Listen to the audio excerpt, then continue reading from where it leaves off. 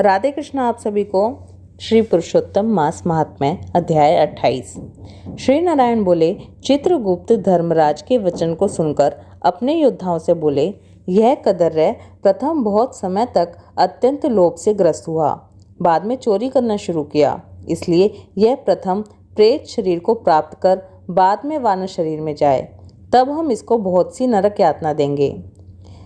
धर्मराज के गृह में यही क्रम श्रेष्ठ है। इसी प्रकार चित्रगुप्त से आज्ञा प्राप्त होने पर भयंकर भट्ट लोगों ने चित्रगुप्त की आज्ञा अनुसार शीघ्र वैसा ही किया और उस ब्राह्मण को पीटते हुए प्रथम प्रेत शरीर में करके फल रहित वन में रखा। वह ब्राह्मण प्रेत योनि को प्राप्त कर उस निर्जन गहन वन में क्षुधा तृषा से अत्यंत व्याकुल होकर भ्रमण करने लगा। प्रेत योनि में होने वाले दुख को भोगकर बाद में फलों के चोरी करने से होने वाली वानर योनि को गया। सुंदर शीतल जल और छाया तथा फल पुष्प से युक्त जम्बू खंड के मनोहर सुंदर कालंजोर पर्वत पर वहां इंद्र से बनाया हुआ उत्तम कुंड है। मान सरोवर के समान पवित्र, सत्पुरुषों से सेवित, पापों का नाश करने वाला, देवताओं को भी दुर्लभ मृग तीर्थ नाम से प्रसिद्ध था, जिसमें श्राद्ध करने से पितर लोग सद्गति को चले जाते हैं। वहां पर देवता लोग दैत्य के भय से मृग होकर निरंतर निर्भय स्नान करने लगे, इसलिए विद्वान लोग उस कुंड को मृग तीर्थ कहते हैं। मनुष्य शरीर को प्राप्त कर यह ब्राह्मण वहां पर फलों के चोरी करने के पाप से प्रथम वानर शरीर को प्राप्त हुआ। नारद मुनि बोले, त्रैलोक्य को पवित्र करने वाले रमणीय मृग तीर्थ में पाप कोटि से युक्त वह दुष्ट वानर कैसे वास करता हुआ? हे नाथ, हे तपोधन, मेरे मन के संदेह को काटिए, क्योंकि आपके समान गुरुजनों का अपने शिष्यों के विषय में कभी भी गोप्य नहीं होता है। सूत जी बोले, हे विप्रलोक, इस प्रकार नारद मुनि से प्रेरित होकर अत्यंत प्रसन्न तपोनिधि नारायण भगवान नारद मुनि का सत्कार करते हुए बोले। श्री नारायण ने कहा, कोई चित्रकुंडल नाम का महान वैश्य था। पतिव्रत धर्म परायणा तारका नाम की उस वैश्य की स्त्री थी। उन दोनों ने भक्ति से पवित्र श्री पुरुषोत्तम मास का व्रत किया। जब श्री पुरुषोत्तम मास का व्रत करते उन दोनों का श्री पुरुषोत्तम मास बीत गया, अंतिम वाले दिन के आने पर स्त्री के साथ हर्ष से युक्त श्रद्धापूर्वक चित्रकुंडल ने उद्यापन किया। पुरुषोत्तम मास के उद्यापन विधि करने के लिए वेद और वेदांग को जानने वाले गुणी स्त्री सहित ब्राह्मण को बुलाया। वहां पर धन के लोभ से कदर्य भी आया। उद्यापन विधि के पूर्ण होने पर चित्रकुंडल ने बहुत बड़े दानों से उन सप्तनिक ब्राह्मणों को प्रसन्न किया। उन समस्त ब्राह्मणों के प्रसन्न होने पर भूयसी दक्षिणा को दिया। उस दी हुई भूयसी दक्षिणा से प्रसन्न अन्य सब ब्राह्मण घर को गए, परंतु अत्यंत लोभी कदर्य उस वैश्य चित्रकुंडल के सामने रोता हुआ खड़ा हो गया और विनय से नम्र होकर गदगद वाणी से कहने लगा, हे चित्रकुंडल, हे वैश्य, हे भगवत भक्ति के सूर्य, आपने पुरुषोत्तम मास का व्रत विधि से अच्छी तरह किया। इस तरह पृथ्वी तल में कहीं पर किसी ने नहीं किया। आप कृतार्थ हो, सर्वथा भाग्यवान हो, जो तुमने परम भक्ति से पुरुषोत्तम भगवान का सेवन किया। तुम्हारे पिता धन्य हैं और तुम्हारी पतिव्रता माता भी धन्य हैं, जिन दोनों ने तुम्हारे समान हरिवल्लभ पुत्र को पैदा किया। ये पुरुषोत्तम मास धन्य से भी धन्य है, जिसके सेवन से मनुष्य इस लोक के और परलोक के फल को प्राप्त करता है। तुम्हारी इस पूजा को देखकर मैं चकित हो गया। तुमने बहुत बड़ा काम किया, इसमें संदेह नहीं है। हर्ष से दूसरे ब्राह्मणों को भी बहुत सा धन दिया। भाग्यहीन मेरे लिए क्यों नहीं देते? इस प्रकार कदर्य के कहने पर चित्रकुंडल वैश्य ने कदर्य को भी धन दिया। कदर्य ने धन को लेकर प्रसन्नता से उसको जमीन में गाड़ दिया। वहां पर कदर्य ने श्री पुरुषोत्तम की बड़ी पूजा देखी और धन के लोभ से पुरुषोत्तम मास की प्रशंसा की। पूजा के दर्शन महात्म्य से और पुरुषोत्तम भगवान की स्तुति से तथा धन का लोभ होने पर भी मृग तीर्थ को आया। सूत जी बोले, दर्शन से, स्तुति से, धन के लोभ करने से भी दुष्ट वानर को उत्तम तीर्थ का सेवन हुआ। श्रद्धा से आदर पूर्वक पुरुषोत्तम देव के दर्शन और स्तुति में तत्पर सप्तनिक के पुण्य का तो कहना ही क्या है। हे ब्राह्मण, सुंदर वृक्षों से शोभित, सुंदर शीतल जल वाले, मनोहर घनी छाया वाले वन में उसके रहने का क्या कारण है, सो आप कहिए। श्री नारायण बोले, तुम सुनो, सुनने की इच्छा करने वाले तुमको मैं बताता हूँ। इसमें कुछ कारण है जिसके श्रवण से पापों का नाश हो जाता है। जब समस्त अर्थ और फलों के दाता दशरथ के पुत्र रामचंद्र जी ने समुद्र में सेतु बांधकर दुष्ट रावण का नाश किया, उन रामचंद्र जी ने विभीषण को छोड़कर बाकी समस्त राक्षसों का वध किया, किसी को नहीं छोड़ा। अग्नि में परीक्षा कर सीता को ग्रहण किया। ब्रह्मा, शंकर, इंद्र आदि देवता रावण के वध से प्रसन्न होकर बोले कि हे राम, तुम वर को मांगो। ऐसा कहने पर भक्तों को अभय करने वाले रामचंद्र जी बोले, यदि इस समय वरदान देना है तो सुनिए। यहाँ पर राक्षसों से शूर वानर मारे गए हैं, उनको हमारी आज्ञा से अमृत वृष्टि कर शीघ्र जिला दो। तथास्तु। इस तरह कहकर ब्रह्मा, शंकर, इंद्र आदि देवताओं ने अमृत की वृष्टि करके वानरों को वापस जिंदा कर दिया। इसके बाद वे जयशाली समस्त वानर जीवित हो गए और चिरकाल तक शयन कर उठे हुए के समान देखने में आए।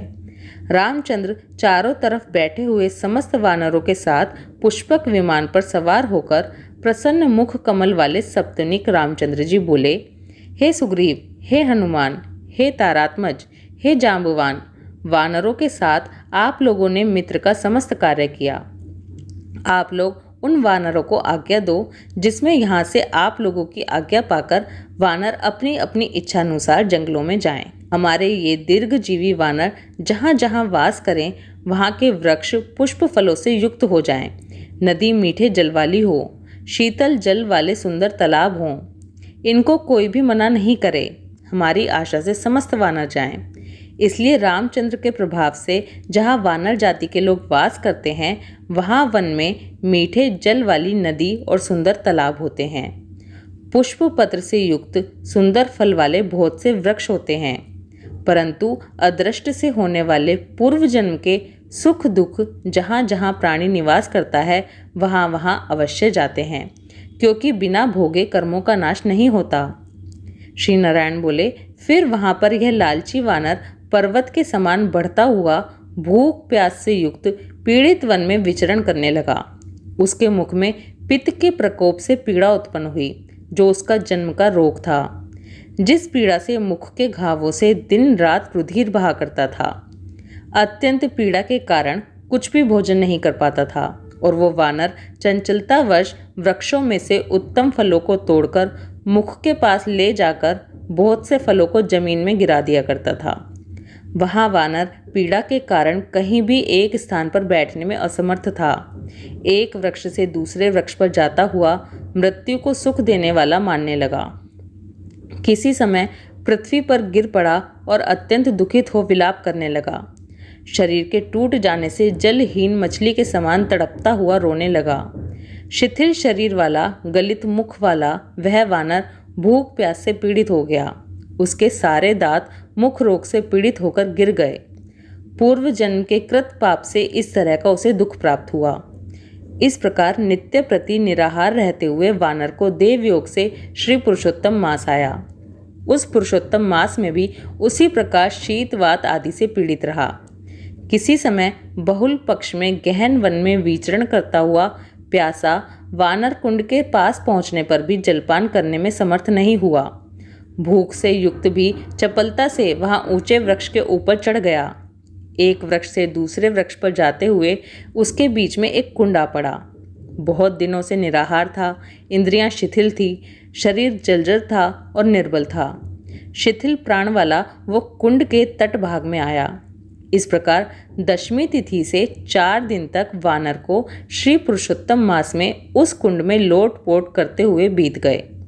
5वें दिन के आने पर मध्याह्न काल में उस तीर्थ में जल से भीगे शरीर वाला वानर प्राण से रहित होकर गिर गया और वह उस देह को त्याग कर पापों से रहित होकर तत्काल दिव्य आभूषणों से भूषित दिव्य देह को प्राप्त कर, जो कि नील कमल के दल के समान श्याम वर्ण, करोड़ों कामदेव के समान सुंदर, चमकते हुए रत्नों से जटित किरीटधारी, सुंदर शोभमान, मत्स्य कुंडल वाला, शोभमान पवित्र पीत वस्त्रधारी, कमर में रत्नों से जड़ित मेखला वाला, शोभमान बाजूबंद, कंकण, अंगूठी, हार से शोभित, नील वर्ण के टेढ़े चिकने बालों से आवृत सुंदर मुख था।